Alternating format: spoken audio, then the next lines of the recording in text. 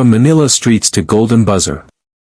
Filipino boy shocks Simon Cowell on AGT 2025. The streets of Manila were alive with the constant hum of jeepneys, vendors calling out their goods, and children weaving through traffic with their hands outstretched, hoping for spare change. Among them was a thin, barefoot boy named Miguel, clutching a battered old guitar with only 3 strings. At just 12 years old, life had already demanded more from him than most grown men could endure. His father had left years ago, his mother worked 2 jobs, and his little sister Rosa's medicine was often a luxury they couldn't afford. Miguel's way of helping was through the only thing he had ever loved, music. Every night after selling Sampaguita garlands with Rosa, Miguel would sit by the corner of Quiapo Church and play his broken guitar. His voice carried across the crowded streets like a fragile bird, raw, soulful, and filled with emotions too big for his small frame. Some nights people stopped and dropped coins, other nights he went home with nothing. But no matter how hard it got, Miguel always told his sister, "One day, Rosa, I'll sing on a big stage. People will listen. And I'll buy you all the medicine you need." Rosa would smile, believing him completely, because in Miguel's voice, there was truth.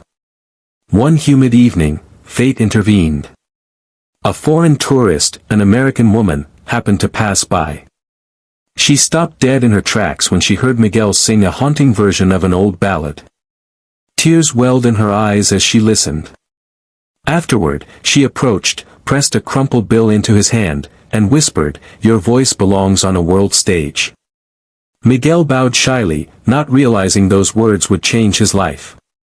That tourist uploaded his video online, and within weeks, Miguel's performance went viral. By the time 2025 arrived, Miguel found himself stepping onto the stage of America's Got Talent in Los Angeles. The lights were blinding, the crowd massive, and the judges intimidating, especially Simon Cowell, who sat with his familiar stern expression. Miguel's hands trembled as he clutched a new guitar, gifted by a sponsor who believed in him. For a boy who once sang for coins, this moment felt like a dream too fragile to touch. Simon leaned forward. "What's your name?" Miguel, sir," he stuttered. "And why are you here?" Simon asked. Miguel swallowed hard, his eyes glistening. "I want to sing for my little sister. She's sick, and music is the only way I can help her." His honesty hushed the crowd, and even the toughest judge softened. When the first note left Miguel's lips, silence swept the theater. He sang not just with his voice but with his soul, an original song he had written for Rosa. Every word carried pain, hope, and love so pure that it cut straight through the walls people build around their hearts. His trembling grew steadier with each note until the entire room was wrapped in his story. By the final line, tears streamed down his cheeks, but he didn't falter. He sang as if Rosa's life depended on it. The audience rose to their feet in thunderous applause. Judges wiped their eyes. And then, something no one expected happened.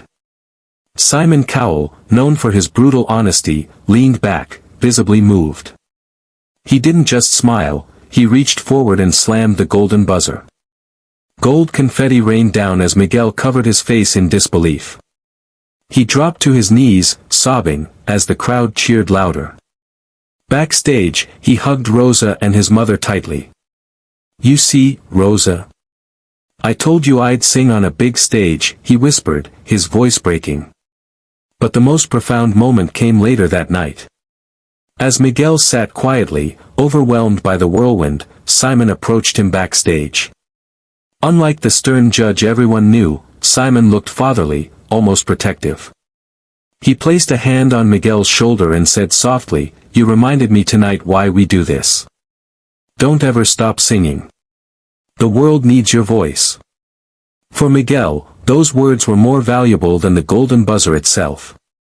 It was a reminder that kindness, belief, and humanity could come from unexpected places, even from the man everyone feared most. In the weeks that followed, donations poured in to help Rosa's treatment. Letters of encouragement arrived from around the world, praising Miguel's courage and heart. He was no longer just a boy from the streets of Manila, he was a symbol of hope, proof that dreams could rise from the most unlikely places. Miguel's journey from dusty sidewalks to the grand stage of AGT became more than a story about talent, it became a testament to the resilience of the human spirit. A boy who once sang for survival had sung his way into millions of hearts. And though fame was new to him, Miguel never let it blind him. He still remembered the nights of hunger, the cold pavements, the quiet prayers whispered by his mother. Every performance, every note, he dedicated to Rosa and to every child who believed they were too small to be seen. In the end, Miguel's story wasn't just about music. It was about love, for his sister, for his family, and for the world that finally chose to listen. And as the golden confetti settled into memory, Miguel's voice carried a message far beyond the stage. Dreams may begin in the darkest corners, but with faith, kindness, and perseverance, they can shine brighter than gold.